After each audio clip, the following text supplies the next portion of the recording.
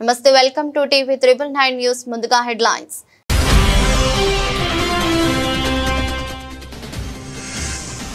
ఐక్యరాజ్య సమితిలో పాకిస్తాన్ పై ఇజ్రాయెల్ తీవ్ర స్థాయిలో విమర్శలు బిన్ లాడెన్ కు ఆశ్రయం ఇచ్చింది నిజం కాదా అంటూ పాక్ ను సూటిగా ప్రశ్నించిన ఇజ్రాయెల్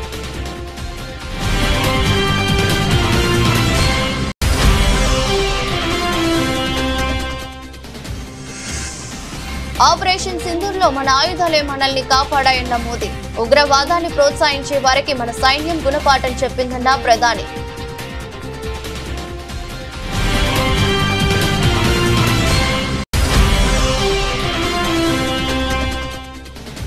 చురాచంద్పూర్ లో 7,300 కోట్ల విలువైన పలు అభివృద్ధి ప్రాజెక్టులకు ప్రధానమంత్రి శంకుస్థాపన మణిపూర్ ను అభివృద్ధి పదంలోకి తీసుకువస్తామని మోదీ భరోసా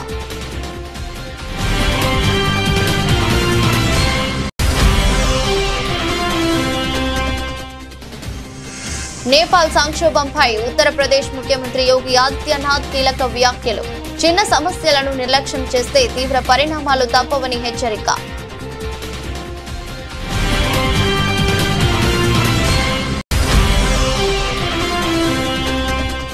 ట్రైబ్యునల్ ముందు వినిపించాల్సిన వాదనలపై నీటిపారుదల శాఖ ఉన్నతాధికారులతో సీఎం రేవంత్ సమీక్ష సమావేశం రాష్ట్ర ప్రయోజనాలను పరిరక్షించేందుకు బలమైన వాదనలు వినిపించాలని వ్యాఖ్య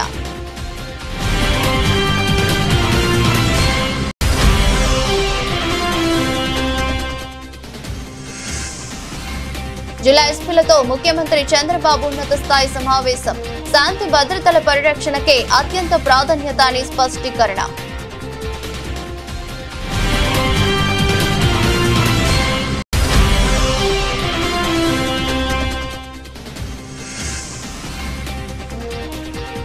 ఆ 10 మందితో రాజీనామా చేయించి ఉప ఎన్నికలకు వచ్చే దమ్ముందా సీఎం రేవంత్ కు కేటీఆర్ సూటి సవాల్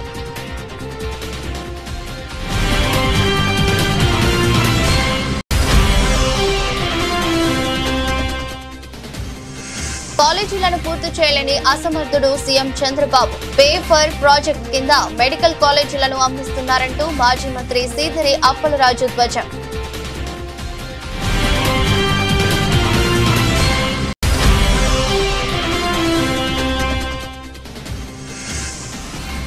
ప్రపంచ బాక్సింగ్ ఛాంపియన్షిప్ లో భారత్ కు తొలి స్వర్ణం మహిళల 57 కిలోల విభాగంగా జైస్మిన్ లంబూరియా బంగారు పతకం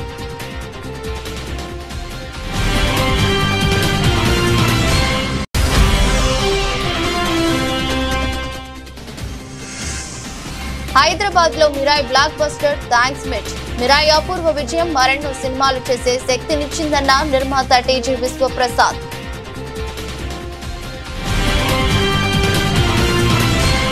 అల్ ఖైదా అధినేత ఒసామా బిన్ లాడెన్ ను వారి దేశంలోనే ఆశ్రయం కల్పించి అతడు అక్కడే హతమైన వాస్తవాన్ని పాకిస్తాన్ ఎప్పటికీ మార్చలేదని ఇజ్రాయెల్ ఆగ్రహం వ్యక్తం చేసింది ఉగ్రవాదం విషయంలో పాకిస్తాన్ ద్వంద్వ ప్రమాణాలు పాటిస్తుందని ఐక్యరాజ్య సమితి భద్రతా మండలి వేదికగా దుయ్యబట్టింది దోహాలో హమాస్ నాయకులపై ఇజ్రాయెల్ జరిపిన దాడిని చర్చించేందుకు భద్రతా మండలి ప్రత్యేకంగా సమావేశమైంది సమావేశంలో ఇజ్రాయెల్ పాకిస్తాన్ ప్రతినిధుల మధ్య తీవ్ర వాగ్వాదం చోటు చేసుకుంది ఈ సందర్భంగా ఐరాసాలో ఇజ్రాయెల్ శాశ్వత ప్రతినిధి డానీ డానోన్ మాట్లాడుతూ పాకిస్తాన్ రాయబారి ఆసిమ్ ఇఫ్తిఖార్ అహ్మద్ వైపు చూస్తూ ఘాటు వ్యాఖ్యలు చేశారు పాకిస్తాన్ లో బిన్ లాడెన్ ను మట్టుబెట్టినప్పుడు విదేశీ గడ్డపై ఉగ్రవాదిని ఎందుకు లక్ష్యంగా చేసుకున్నారని ఎవరు అడగలేదు అసలు ఒక ఉగ్రవాదికి ఎందుకు ఆశ్రయం ఇచ్చారు అనే ప్రశ్న మాత్రమే తలెత్తింది ఈ రోజు కూడా అదే ప్రశ్న అడగాలి బిన్ లాడెన్ కు ఎలాంటి మినహాయింపు లభించలేదు హమాస్ కు కూడా లభించదు అని ఆయన స్పష్టం చేశారు If the distinguished colleague from Pakistan wanted to read the statement, he could have done it at the beginning of the session. But I want to refer to your words. Maybe you got offended from the word of my speech, and I apologize for that. But I make sure that in my speech I stick to the facts. And the fact is that Osama bin Laden was killed in Pakistan. And no one condemned the US. And when other countries in this council attack terrorists, no one condemns them. And that is the issue of double standards. When you apply different standards on Israel, then the standard you apply on yourselves, that is the problem of this institution. So yes, you cannot change the fact that 9/11 happened, and today we mark this day. You cannot change the fact that Osama bin Laden was in Pakistan and he was killed on your territory. But I would ask you, when you criticize us, and I'm sure it will continue in the future, think about the issue of double standards, which standards you apply to your country and which standards you apply to Israel. Thank you, Mr. President. దేశంలో తయారైన ఆయుధాలే operation Sindoor సమయంలో దేశాన్ని కాపాడాయని ప్రధానమంత్రి నరేంద్ర మోదీ స్పష్టం చేశారు. ఈ operation లో భారత సైన్యం కనబరిచిన ధైర్య సాహసాలను నైపుణ్యాన్ని ఆయన ప్రశంసించారు. మిజోరాం రాజధాని ఐజ్వాల్, మణిపూర్ రాజధాని ఇంఫాల్లో జరిగిన సభల్లో ప్రధాని ప్రసంగించారు. ఈ సందర్భంగా ఆయన మాట్లాడుతూ ఆపరేషన్ సింధూర్ ద్వారా మన సైనికులు ఉగ్రవాదాన్ని ప్రోత్సహించే వారికి గట్టి గుణపాఠం చెప్పారని అన్నారు. ఈ ఆపరేషన్ లో మన సైన్యం ప్రదర్శించిన శక్తిని, పరాక్రమాన్ని యావత్ ప్రపంచం చూస్తుందని తెలిపారు. ఈ విజయంలో మేడ్ ఇన్ ఇండియా ఆయుధాలు అత్యంత కీలక పాత్ర పోషించాయి. దేశ భద్రతకు మన ఆర్థిక వ్యవస్థ, తయారీ రంగం బలోపేతం కావటం చాలా ముఖ్యమని మోదీ వివరించారు. దేశం గర్వపడేలా మన సైనికులు పాకిస్తాన్ సైన్యంపై నిర్ణయాత్మక దెబ్బతీశారని ఆయన పేర్కొన్నారు. We are also seeing the growth of Make in India and exports.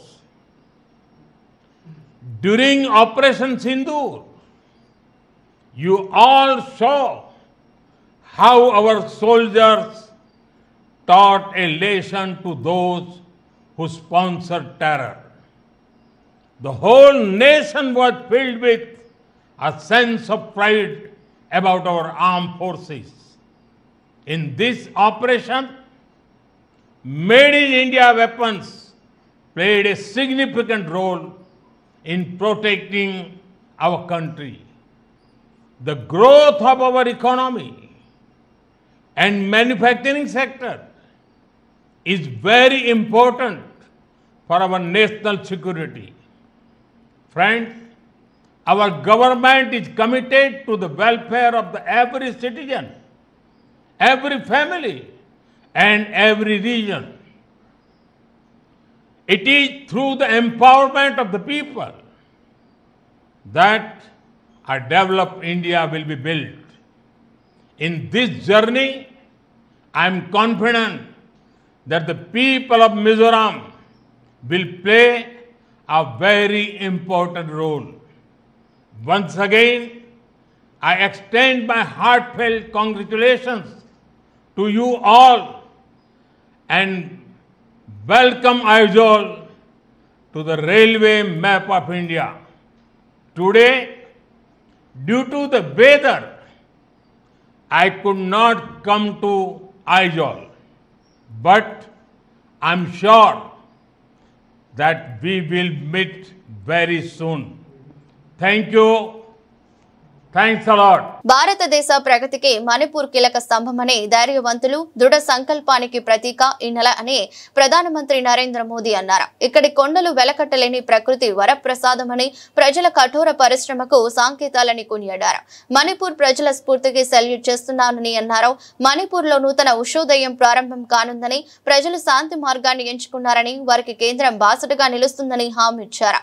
Manipur లో పర్యటిస్తున్న ప్రధాని జాతుల ఘర్షణలకు కేంద్రమైన చురాచంద్పూర్ లో బాధిత కుటుంబ సభ్యులను పరామర్శించారు. 2023లో ఘర్షణల తర్వాత 2 ఏళ్లకు ప్రధాని రాష్ట్రంలో పర్యటిస్తున్నారు.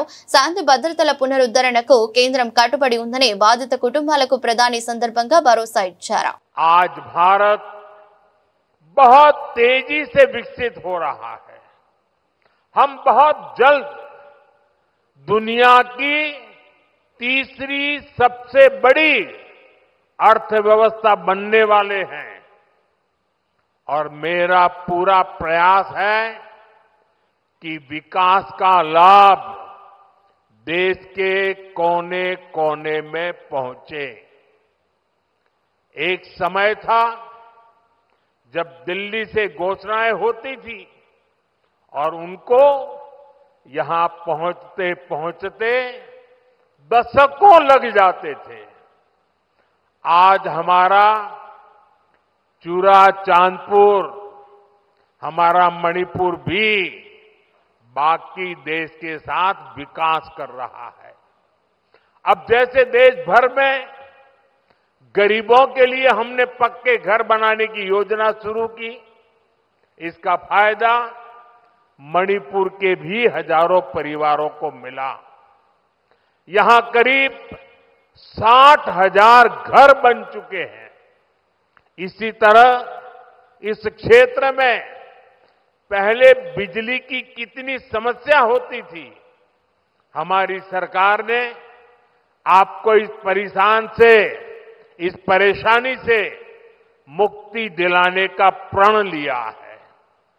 इसी का नतीजा है कि यहां मणिपुर में भी 1 लाख से अधिक परिवारों को मुफ्त बिजली कनेक्शन दिया गया है। साथियों, हमारी माताओं बहनों को पानी के लिए भी बहुत सारी मुश्किलें होती थी। इसके लिए हमने हर घर नल से जल स्कीम शुरू की। बीते सालों में 15 करोड़ से अधिक देशवासियों को नल से जल की सुविधा मिल चुकी है। मणिपुर में तो 7-8 साल पहले तक सिर्फ 25-30 हजार घरों में ही पाइप से पानी आता था, लेकिन आज यहां 3.5 लाख से अधिक घरों में नल से जल की सुविधा मिल रही है। मुझे विश्वास है कि बहुत जल्द मणिपुर के हर परिवार के घर में पाइप से पानी आने लगेगा। నేపాల్లో ఇటీవల చోటు చేసుకున్న తీవ్ర హింసాత్మక ఆందోళనలపై ఉత్తరప్రదేశ్ ముఖ్యమంత్రి యోగి ఆదిత్యనాథ్ స్పందించారు. చిన్న సమస్యలను నిర్లక్ష్యం చేస్తే ఎంతటి పెను ప్రమాదాలకు దారితీస్తాయో చెప్పడానికి నేపాల్ పరిణామాల యొక్క ఉదాహరణని ఆయన అన్నారు. లక్నోలోని Ram Manohar Lohia institute of medical sciences వ్యవస్థాపక దినోత్సవ కార్యక్రమంలో యోగి మాట్లాడుతూ ప్రజా ప్రతినిధులుగా మేము కూడా ప్రజల ఆగ్రహాన్ని ఎదుర్కొంటాం, వారి సమస్యలను ఓపికగా విని సరైన పరిష్కారాలు చూపాల్సిన బాధ్యత మాపై ఉందని అన్నారు. నేపాల్ పరిణామాలను ప్రస్తావిస్తూ నేపాల్లో ఏం జరిగిందో మీరంతా చూసే ఉంటారో. ఒక చిన్న సామాజిక మాధ్యమం అంశాన్ని మొదట అందరూ తేలిగ్గా తీసుకున్నారు, కానీ దాని పర్యవసానం ఎలా ఉంది, ఆ దేశ అభివృద్ధి పురోగతి ఎలా ఆగిపోయాయో గమనించాలి, ప్రజల జీవితాలతో ఎలా ఆడుకున్నారో చూడాలి. ఇలాంటి సంఘటనలు మరెక్కడా పునరావృతం కాకుండా ఉండాలంటే ప్రతి ఒక్కరూ తమ తమ రంగాల్లో అప్రమత్తంగా ఉండాలని యోగి హెచ్చరించారు. కేసీఆర్ నిర్లక్ష్యం కారణంగానే ఆంధ్రప్రదేశ్ కృష్ణా జలాలను తరలించకపోయిందని, ఏపీ అక్రమ తరలింపును ఆధారాలతో సహా కృష్ణా జల వివాదాల ట్రైబ్యునల్ ముందు నివేదించాలని తెలంగాణ ముఖ్యమంత్రి రేవంత్ రెడ్డి అన్నారు. కృష్ణా జలాల్లో తెలంగాణ రాష్ట్రానికి న్యాయమైన వాటా సాధించి తీరుతామని ఆయన స్పష్టం చేశారు. ఈ నెల 23 నుంచి 25 వరకు ఢిల్లీలో కృష్ణా జల వివాదాల ట్రైబ్యునల్ విచారణ జరగనున్న నేపథ్యంలో ట్రైబ్యునల్ ముందు వినిపించాల్సిన వాదనలపై నీటిపారుదల శాఖ ఉన్నతాధికారులతో ఆయన సమీక్ష సమావేశం నిర్వహించారు. ఈ సందర్భంగా మాట్లాడుతూ కృష్ణా జలాల్లో తెలంగాణ రాష్ట్రానికి రావాల్సిన నీటి వాటాను సాధించేందుకు గట్టిగా పట్టుబట్టాలని అధికారులకు సూచించారు. రాష్ట్ర ప్రయోజనాలను పరిరక్షించేందుకు అవసరమైన బలమైన వాదనలను వినిపించాలని ఆయన అన్నారు.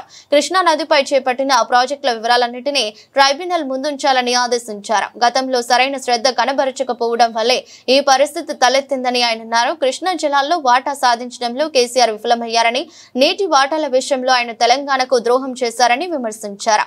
పాలమూరు, దిండి వంటి అనేక ప్రాజెక్టులను పెండింగ్ లో ఉంచారని ఆరోపించారు. రాష్ట్రంలో శాంతి భద్రతల పరిరక్షణకు అత్యధిక ప్రాధాన్యత ఇస్తామని, ఈ విషయంలో ఎలాంటి రాజకీయ తావులేదని ముఖ్యమంత్రి నారా చంద్రబాబు నాయుడు స్పష్టం చేశారు.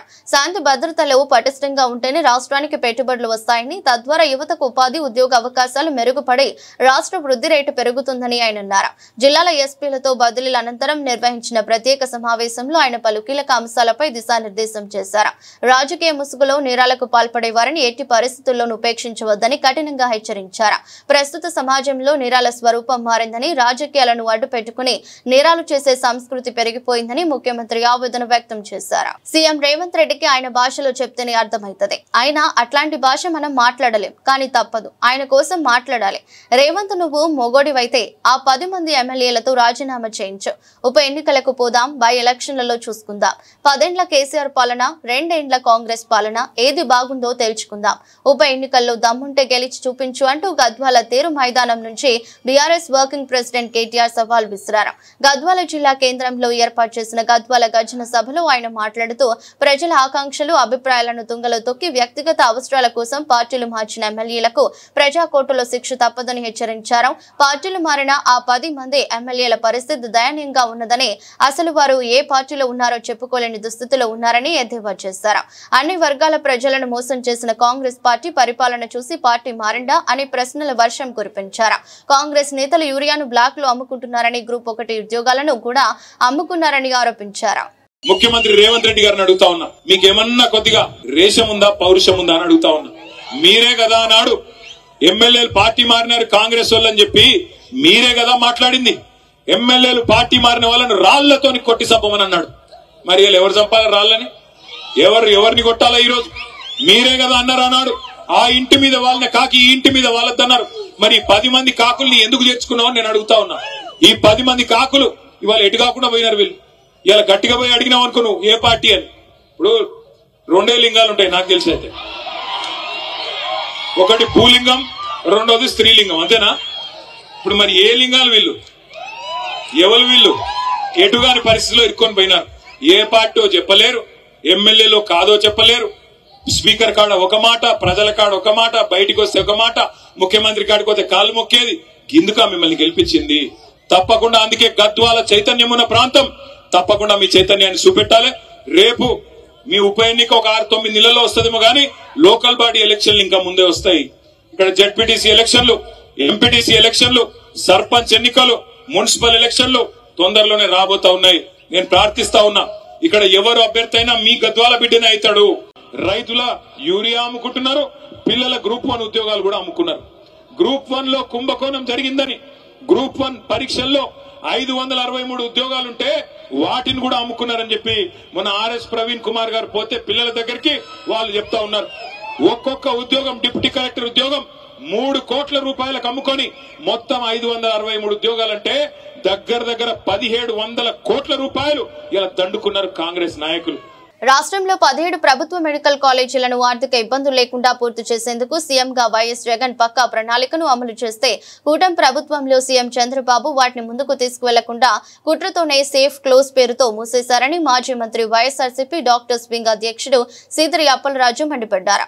తాడేపల్లి వైఎస్ఆర్సీపీ కేంద్ర కార్యాలయంలో మీడియాతో మాట్లాడుతూ వేల కోట్ల రూపాయల ఆస్తులతో ఉన్న ఈ కాలేజీలపై కన్నేసిన చంద్రబాబు తనకు కావాల్సిన వారికి వీటిని కట్టబెట్టే జేబులు నింపుకునేందుకు దిగజారిపోయాడని ఆగ్రహం వ్యక్తం చేశారు. పీపీపీ మోడల్ అంటేనే పే ఫర్ ప్రాజెక్ట్ అని, ఒకవైపు ప్రభుత్వ మెడికల్ కాలేజీలను గంపగుత్తుగా ప్రైవేటు వారికి అమ్మేస్తూ అలాంటిదేమీ లేదని పచ్చి అబద్దాలు మాట్లాడుతున్నారని ధ్వజమెత్తారు. ప్రైవేటైజేషన్ ఏ సక్సెస్ స్టోరీ అంటూ ఆయన హయాంలో ఏ ఆర్గనైజేషన్ ని ప్రైవేటైజ్ చేశాము, ప్రైవేట్ వ్యక్తుల చేతిలో పెట్టాము, చాలా అద్భుతంగా మేము పెట్టామని ఆయనకైన పొగిడించుకుంటూ ఆయన రాయించినటువంటి పుస్తకం. ప్రభుత్వాస్తుల్ని అమ్మేయడం అనేది ఒక గొప్ప విజయం అని చెప్పి ఆయనకైన పొగిడించుకుంటూ రాసుకున్నటువంటి పుస్తకం ఇది. టోటల్ 99 నుంచి 2004 వరకు, 1999 నుండి 2004 వరకు ఫేజ్ 1, ఫేజ్ 2 2 ఫేజుల్లో సుమారుగా 100 ఆర్గనైజేషన్స్ ని ప్రైవేట్ వ్యక్తులకు అమ్మినటువంటి చరిత్ర చంద్రబాబు నాయుడు గారు. ప్రైవేటైజేషన్ అంటే అందరికి అర్థమైపోద్దని పేర్లు మార్చి మాట్లాడుతూ ఉంటాడు. డిజిన్వెస్ట్మెంట్ అంటాడు, అంటే పెట్టుబడుల ఉపసంహరణ. సాధారణ ప్రజలకు ఎవరికి అర్థమవుతుంది? Disinvestment. PPP, public private partnership. నాకు తెలిసి అది అర్థం మార్చారు వీళ్ళు. పీపీపీ అన్నదానికి pay per project, pay per project అంటే ఒక్కో ప్రాజెక్ట్కి ఎంతెంత నువ్వు పే చేయి, నువ్వు తీసుకో. ఇది కొత్త పీపీపీ అర్థం. ఇది చేసేదేంటి? ప్రభుత్వ ఆస్తులనేమో ప్రైవేట్ వ్యక్తుల చేతిలో పెట్టడం. స్విస్ ఛాలెంజ్లు ఏం చేస్తారండి? ప్రభుత్వ భూముల్ని, ప్రభుత్వ ఆస్తుల్ని ప్రైవేట్ వ్యక్తుల చేతిలో పెట్టడానికి అది ఒక విధానం. అది P4లో ఇంతవరకు వ్యక్తుల్ని డబ్బున్న వాళ్ళకి తాకట్టు పెడుతున్నాడు, పేదల ఆత్మగౌరవాన్ని డబ్బున్న వాళ్ళ దగ్గర తాకట్టు పెడుతున్నాడు. దాని కొనసాగింపుగా ఎక్స్టెన్షన్, మరి కుటుంబరావు గొప్ప గొప్ప ఐడియాలు ఇస్తాడు కదా, ఆ GFST global forum for sustain transformation అని ఓ దిక్కుమాల కంపెనీ పెట్టుకొని ఆ నిమ్మగడ్డ రమేష్ ఆ కుటుంబరావు వాళ్ళు కలిసి ఈ రాష్ట్రాన్ని అమ్మేయడానికి చేస్తున్నటువంటి కుట్రది ఆ జిఎఫ్ఎస్టీ అన్నటువంటి. ఈ P4 విధానంలో ఈసారి ఏమంటారు, వ్యక్తులు కాదు ఆర్గనైజేషన్స్ తీసుకోండి అంటారు. ఈసారి ఇచ్చేయడమే. ఆ పలానా స్కూలు పలానా వ్యక్తికి, పలానా హాస్పిటల్ పలానా వ్యక్తికి, పలానా రోడ్డు పలానా వ్యక్తికి. ఆల్రెడీ మీరు రోడ్లు PPP మోడల్లో టేకప్ చేస్తామని చెప్పినారు. మండల్ కనెక్టివిటీ రోడ్లకి PPP మోడల్ అట, దాని మీద కూడా టోల్ ప్లాజాలట. ప్రైవేటైజేషన్ కదా. గ్రూప్ 1 విషయంలో సిట్టింగ్ జడ్జితో విచారణ జరిపించి తప్పు చేస్తున్న వారిని, అవినీతికి పాల్పడిన వారిని శిక్షించాలని మాజీ మంత్రి ఎమ్మెల్యే హరీష్ రావు డిమాండ్ చేశారు. సిద్దిపేటలోని విపంచి కళా నిలయంలో ఏర్పాటు చేసిన మెగా జాబ్ మేళా కార్యక్రమంలో హరీష్ రావు పాల్గొన్నారు. ఈ సందర్భంగా మాట్లాడుతూ ప్రభుత్వం గ్రూప్ 1 పరీక్ష పెడితే నిరుద్యోగులు ఎంత ఆవేదన చెందుతున్నారో చూశారని పేర్కొన్నారు. ఎంత దారుణంగా పరీక్ష నిర్వహించారో హైకోర్టే చెప్పిందని గుర్తు చేశారు. ఇంత నిర్లక్ష్యంగా పరీక్ష నిర్వహిస్తారా అని ప్రభుత్వానికి హైకోర్టు ముట్టుకాయలు వేసిందని తెలిపారు. అయినా ఈ ప్రభుత్వానికి బుద్ధి రాలేదని మండిపడ్డారు. పలానా మంత్రులు, పలానా అధికారులు ఇన్ని లక్షల రూపాయల లంచాలు అడిగారని నేరుగా నిరుద్యోగులే ఆరోపణలు చేస్తున్నారని చెప్పారు. నిజంగా తప్పు చేయకపోతే సిట్టింగ్ జడ్జితో విచారణ జరిపించాలని, అవినీతికి పాల్పడిన వారిని శిక్షించాలని డిమాండ్ చేశారు. తప్పును సరిదిద్దకుండా మరో అప్పీల్ కు వెళ్తామని చెబుతున్నారని, ఏ ముఖం పెట్టుకుని అప్పీల్ కు వెళ్తారని ప్రశ్నించారు. గ్రూప్ 1 ఎగ్జామ్స్ పెడితే రాష్ట్ర ప్రభుత్వం ఇవాళ విద్యార్థులే చెప్తున్నారు, నిరుద్యోగ యువకులు గ్రూప్ 1 ఎగ్జామ్ రాసిన వాళ్ళు ఒక్కొక్కరి దగ్గర ఎన్ని లక్షల రూపాయల లంచాలు అడిగారు, పరీక్ష ఏ రకంగా నిర్వహించారు, ఎంత దారుణంగా పరీక్ష నిర్వహించారో నేను చెప్పట్లేదు, హైకోర్టే మొట్టికాయలేసి ప్రభుత్వాన్ని చెప్పింది. ఇంత నిర్లక్ష్యంగా గ్రూప్ 1 నిర్వహిస్తారా అని చెప్పి హైకోర్టు మొట్టికాయలు వేసినా ఇంకా ఈ ప్రభుత్వానికి బుద్ధి రాలేదు, సోయి రాలేదు. ఇంకా దాని మీద అప్పీల్కి పోతామంటున్నారు. ఇంకా ఏ ముఖం పెట్టుకొని అప్పీల్ పోతారు? ఇవాళ నిరుద్యోగ యువకులు బయటకు వచ్చి పలానా మంత్రులు, పలానా అధికారులు మమ్మల్ని లక్షల రూపాయలు అడిగారని చెప్పి వాళ్ళే నేరుగా ఆరోపణలు చేస్తున్నారు. దాని మీద ఈ రోజు విచారణ జరపాల్సిన అవసరం ఉంది. అసలు ఎవరు ఈ అక్రమాలకు బాధ్యులు ఎవరో తేల్చాల్సినటువంటి బాధ్యత ప్రభుత్వం మీద ఉంది. నిజంగా తప్పు చేయకపోతే ముఖ్యమంత్రి వెంటనే దీని మీద సిట్టింగ్ జడ్జితో విచారణ జరపాలి, తప్పులు జరిగిన వారి మీద కఠిన చర్యలు తీసుకోవాలి, అవినీతికి పాల్పడిన వారిని వెంటనే శిక్షించాలి.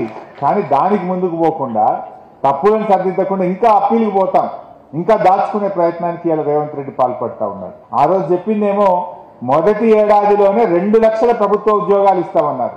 ఇప్పుడు 2 ఏళ్ళు అయింది కదా, మరి ఎక్కడ పోయినాయి 2 లక్షలు? ఫుల్ పేజ్ యాడ్స్ ఇచ్చింది అన్ని పేపర్లలో. ఏ పేపర్ చూసినా మొదటి సంవత్సరమే 2 లక్షల ఉద్యోగాలు. రేవంత్ రెడ్డి నమ్మటట్లేడని ఢిల్లీకి రాహుల్ గాంధీని తెచ్చి అశోక్ నగర్ సెంట్రల్ లైబ్రరీలో కూర్చోబెట్టి ఆయనతో చెప్పించే ప్రయత్నం చేశారు. ఇది నా మాట, ఇది గాంధీ మాట అన్నాడు.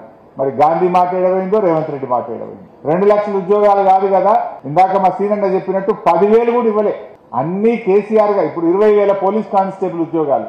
ప్రిలిమినరీ పరీక్ష పెట్టింది కేసీఆర్ గారు, ఫైనల్ పరీక్ష పెట్టింది కేసీఆర్ గారు, ఫిజికల్ టెస్ట్ చేసింది కేసీఆర్ గారు, ఫలితాలు ఇచ్చింది కేసీఆర్ గారు, కాయిదాలు పంచింది రేవంత్ రెడ్డి. ఇది నేను ఇచ్చిన అంటారు. మోసపు హామీలతో ఉద్యోగులను నమ్మించి అధికారంలోకి వచ్చిన కూటమి ప్రభుత్వం ఎన్నికల్లో ఇచ్చిన ఏ ఒక్క హామీని అమలు చేయకపోగా వారికి హక్కుగా పొందాల్సిన పీఆర్సీ, ఐఆర్, డిఏలు వంటి అంశాల విషయంలోనూ తీవ్రంగా వచ్చేస్తుందని వైఎస్ఆర్సీపీ ఎమ్మెల్సీ పర్వతిరెడ్డి చంద్రశేఖర్ రెడ్డి ధ్వజమెత్తారు. తాడేపల్లిలోని పార్టీ కేంద్ర కార్యాలయంలో ఆయన మీడియాతో మాట్లాడుతూ చంద్రబాబు మొదటి సంతకం చేసిన టీచర్ పోస్టుల భర్తీ 15 నెలలైనా ఇప్పటికీ పూర్తి కాలేదని, కానీ వైఎస్ జగన్ అధికారంలోకి వచ్చిన 3 నెలల్లోనే ఒకేసారి ఏకంగా 1.36 లక్షల సచివాలయాల శాశ్వత ఉద్యోగాలు ఇచ్చి చరిత్ర సృష్టించారని గుర్తు చేశారు. వైఎస్ జగన్ 5 ఏళ్లలో ఉద్యోగులకు చేసిన మంచి పనులను చంద్రబాబు 100 ఏళ్లు సీఎంగా చేసినా పూర్తి చేయలేరని విమర్శించారు.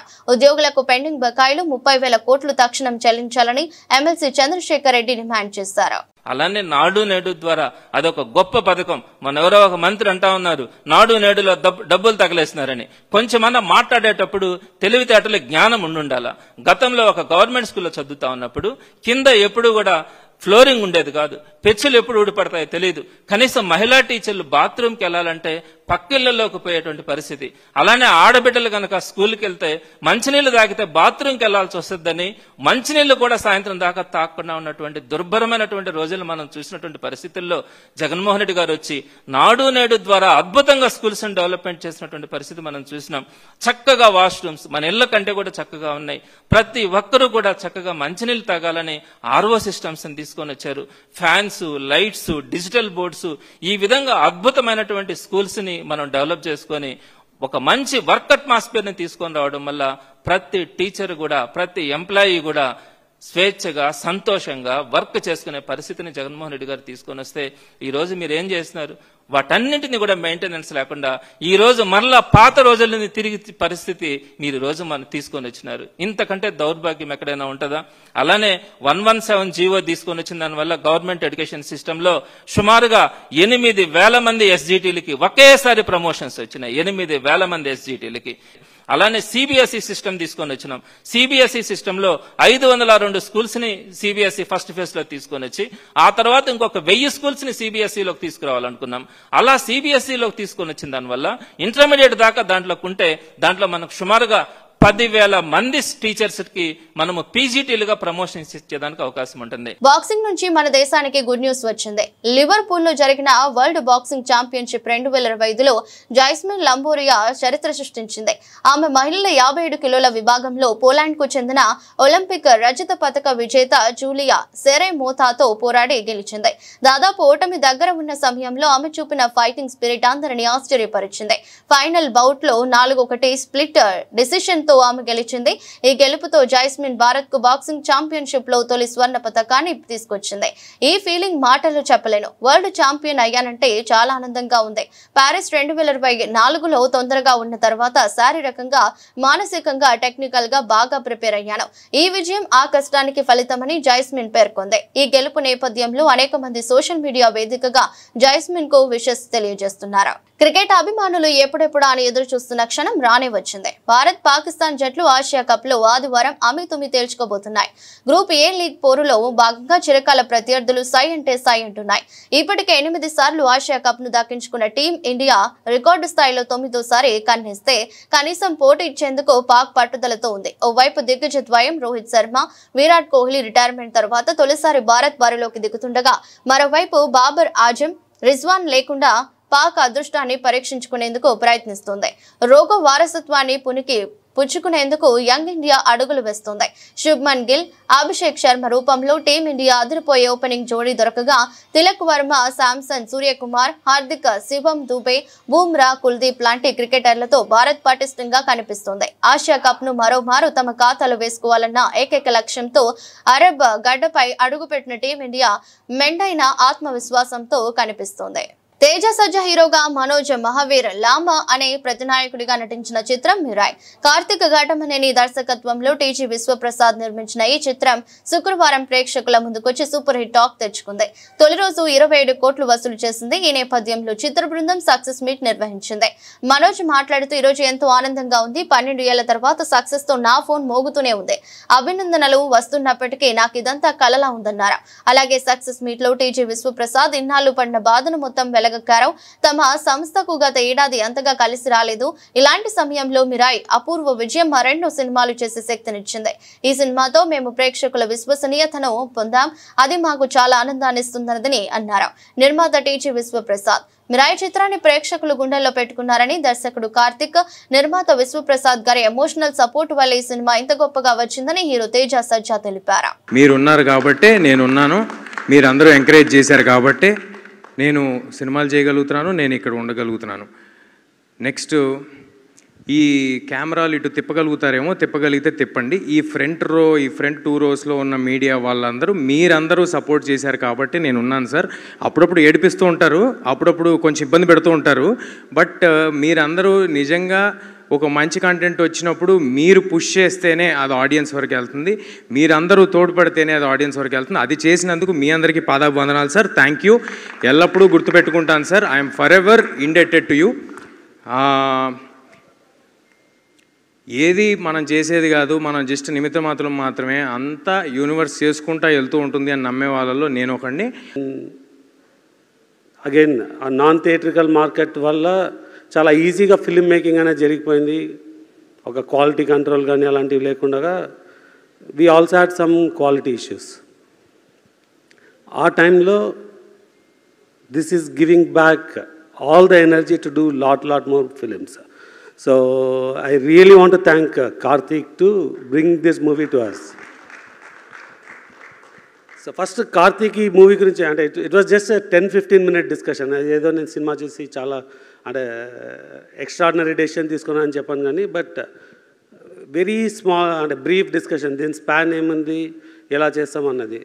నాకు థ్యాంక్ యూ కార్తిక్ గారు. మా ప్రొడ్యూసర్ గారు చెప్పినట్టు సినిమా అందరికీ ఇంపార్టెంట్, కాకపోతే వాళ్ళందరూ సినిమాల మీద సినిమా తీస్తూ ఉన్నారు. They were experiencing that. But నాకు it's been a while and నాకు నిన్నటి నుంచి ఆ విషెస్ వస్తున్నా కూడా నాకు కలలాగే ఉంది. ఎన్నో అయింది నాకు లైఫ్లో. అయినా ఆ కాల్స్ వస్తూ ఉంటే అది తీసుకునే దానికి టైం పట్టింది నాకు. నిజంగా కార్తిక్ గారు ఏం ఆలోచించారో అప్పుడు ఈ కథ ఆలోచించుకొని నన్ను రాసుకొని నన్ను అడగడం, ఎన్ని జన్మలు ఎత్తినా రుణపడి ఉంటాను. వార్తలు ముగించే ముందు మరోసారి హెడ్లైన్స్.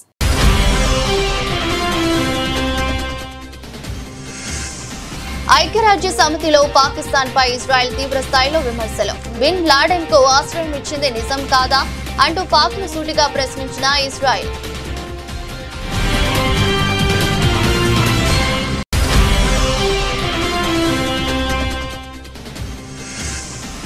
ఆపరేషన్ సింధూర్లో మన ఆయుధాలే మనల్ని కాపాడాయన్న మోదీ. ఉగ్రవాదాన్ని ప్రోత్సహించే వారికి మన సైన్యం గుణపాఠం చెప్పిందన్న ప్రధాని.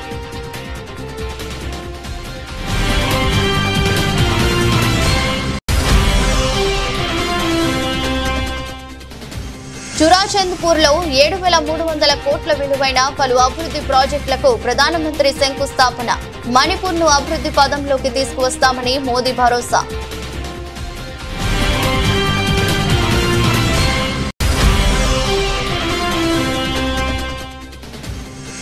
నేపాల్ సంక్షోభంపై ఉత్తరప్రదేశ్ ముఖ్యమంత్రి యోగి ఆదిత్యనాథ్ కీలక వ్యాఖ్యలు. చిన్న సమస్యలను నిర్లక్ష్యం చేస్తే తీవ్ర పరిణామాలు తప్పవని హెచ్చరిక.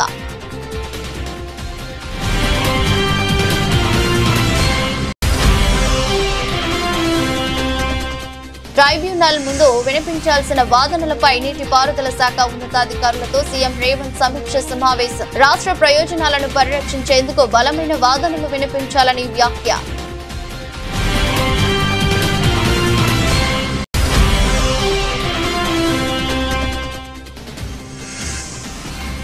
జిల్లా ఎస్పీలతో ముఖ్యమంత్రి చంద్రబాబు ఉన్నత స్థాయి సమావేశం. శాంతి భద్రతల పరిరక్షణకే అత్యంత ప్రాధాన్యత అని స్పష్టీకరణ.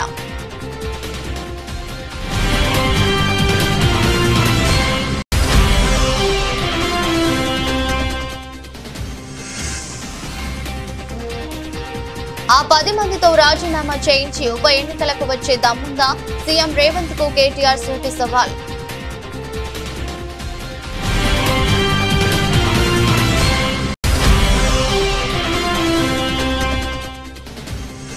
కాలేజీలను పూర్తి చేయలేని అసమర్థుడు CM Chandrababu. Pay for project కింద మెడికల్ కాలేజీలను అమ్మిస్తున్నారంటూ మాజీ మంత్రి సీదిరి అప్పలరాజు ధ్వజం.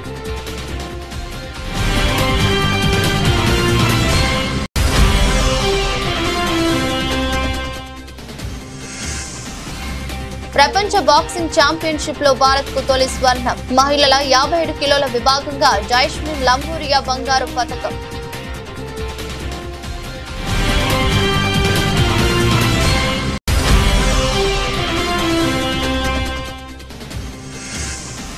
హైదరాబాద్ లో Mirai blockbuster thanks meet. Mirai అపూర్వ విజయం మరెన్నో సినిమాలు చేసే శక్తినిచ్చిందన్న నిర్మాత టీజీ విశ్వప్రసాద్.